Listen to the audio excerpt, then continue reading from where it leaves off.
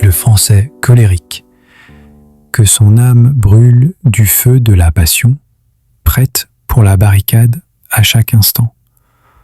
On le voit dans son histoire, on l'entend dans sa langue, une nation mue par une impulsion ardente.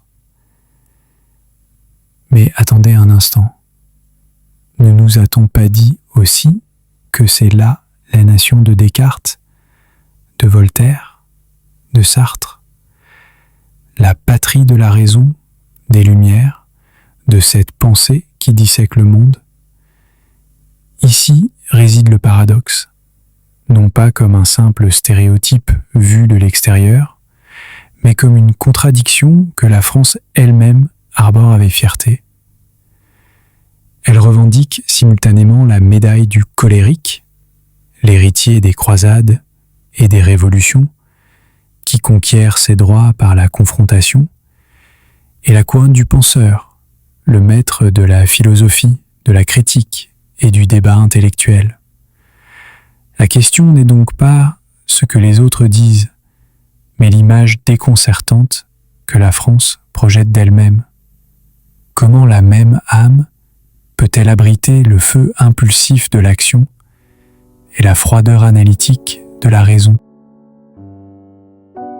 Voici le paradoxe qui nous est offert. La tradition classique nous forcerait à choisir. Le colérique, extraverti et pratique, vit dans le monde de l'action. Le penseur, associé au mélancolique, est introverti et analytique, habitant le monde des idées. Ils sont le feu et l'eau. Ici réside le stéréotype, l'intellectuel à béret anglais ou le révolutionnaire à la poitrine ouverte. Mais le paradoxe est plus savoureux au quotidien. C'est le même Français qui passe 3 heures à table à discuter avec animation de politique et de ce qui anime leur cercle social lors d'un déjeuner, dans un style sanguin et sociable, et qui, la minute suivante, affiche une fureur colérique parce que le service au restaurant a été lent ou parce que quelqu'un a grillé la file. La tentation est alors de confronter. Messieurs, décidez-vous, on le peut avoir le meilleur des deux mondes. Lequel des deux êtes-vous? Et si la question était mal posée, s'il ne s'agissait pas de colère ou pensée, mais bien de colère parce que pensée. Et si la colère française n'était pas simplement de la rage, mais la passion pour une idée, la fureur de voir le monde réel ne pas correspondre au monde idéalisé dans ses livres de philosophie? Le colérique se bat pour ce qui est pratique et visible, le penseur se bat pour un idéal invisible. Et le Français, peut-être est-il le plus étrange des êtres, un colérique qui se bat passionnément pour une abstraction. Sa colère n'est pas la négation de la pensée, elle en est la conséquence la plus explosive. Cela nous amène à une vérité inconfortable sur ceux qui aiment assez le monde pour le critiquer. Comme nous le rappelle le grand G.K. Chesterton, le poète ne demande que mettre sa tête dans les cieux. Le logicien, lui, cherche à faire entrer les cieux dans sa tête. Et c'est sa tête qui éclate. Le Français est ce logicien. Un logicien qui ne se contente pas de contempler l'idéal de liberté, égalité, fraternité, mais qui exige avec l'impatience d'un colérique que ce ciel tienne parfaitement sur cette terre. Et lorsque la réalité, avec ses angles et ses imperfections, refuse de s'y conformer, sa tête n'éclate pas en silence. Elle explose sur la place publique, en manifeste, en débats enflammés. Sa colère est donc la plainte d'un amant frustré, la fureur d'un philosophe qui aime l'humanité avec un grand H, mais qui ne supporte pas son voisin. C'est la preuve que sa loyauté première n'est pas aux choses telles qu'elles sont, mais à l'idée de ce qu'elles devraient être. Alors, le français est-il un colérique qui pense ou un penseur qui s'emporte ? Nous arrivons à la conclusion que la question est la réponse. La contradiction n'est pas une faille dans le système, c'est le système lui-même. Le français n'est pas un colérique ou un penseur. Il est la preuve vivante que ces catégories n'auraient peut-être jamais dû être séparées. Il est le penseur colérique, un tempérament qui brise le moule classique et inaugure une nouvelle manière d'être.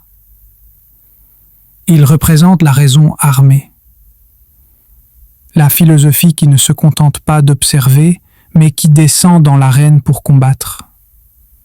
Son identité ne réside pas dans l'un des pôles, mais dans la tension électrique qui les unit. La beauté que l'on peut trouver dans ce paradoxe est la vérité finale.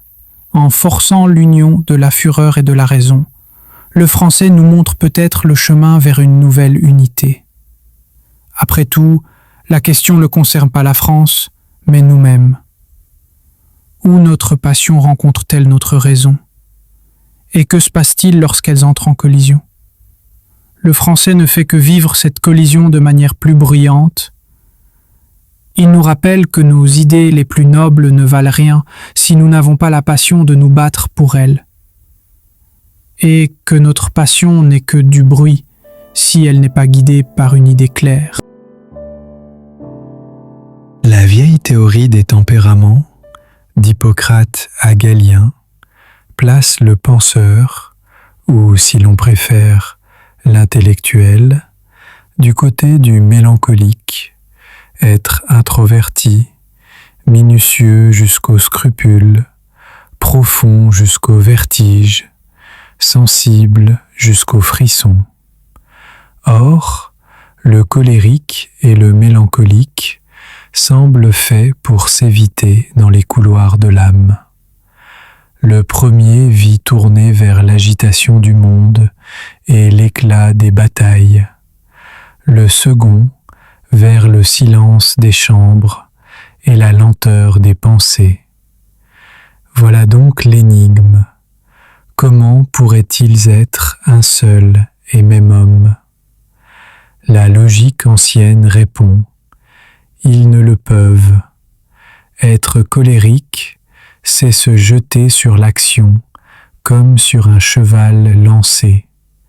Être penseur, c'est s'asseoir et regarder passer ce cheval, sans se laisser entraîner par sa poussière. Comment, dès lors, concilier ces archétypes avec l'identité française, souvent perçue comme un Corinthe dian ? Ce paradoxe apparent, loin d'être une faiblesse, révèle une richesse insoupçonnée de l'âme humaine et, par extension, de l'esprit français. Loin d'être une simple anomalie, ce paradoxe est peut-être la clé de la vitalité française. Et si cette dualité n'était pas le signe d'une identité fracturée, mais plutôt celui d'une synthèse supérieure ? Peut-être la société française, au cours de son histoire, a-t-elle su marier la profondeur de la pensée à l'énergie de l'action, créant ainsi un équilibre dynamique. Ce qui pourrait être perçu comme une imposition, une couche d'intellectualisme déposée sur un fond de passion, serait en réalité une évolution, une complexification, qui a permis à l'esprit français de s'adapter et de rayonner. Cet apparent conflit entre l'être et le paraître, entre l'essence colérique et la forme intellectuelle, n'est pas une source de faiblesse, mais un moteur de créativité et de progrès. En effet, ce paradoxe n'est pas l'apanage de la France. Il résonne en chaque être humain. Les classifications des tempéraments, si utiles soient-elles pour nous guider, ne sauraient nous définir entièrement. Il n'existe pas de colérique pur ou de penseur absolu, mais des êtres humains complexes, tissés de multiples fils. La véritable richesse réside dans l'intégration de ces facettes, qu'elles soient innées ou acquises. L'essentiel n'est pas de choisir entre être colérique ou pensant, mais de reconnaître et d'unir ces deux pôles en soi. C'est dans cette alchimie que réside la pleine expression de notre humanité, une humanité qui, loin d'être figée dans des catégories rigides, est en constante évolution, se nourrissant de ses propres contradictions pour atteindre une harmonie supérieure.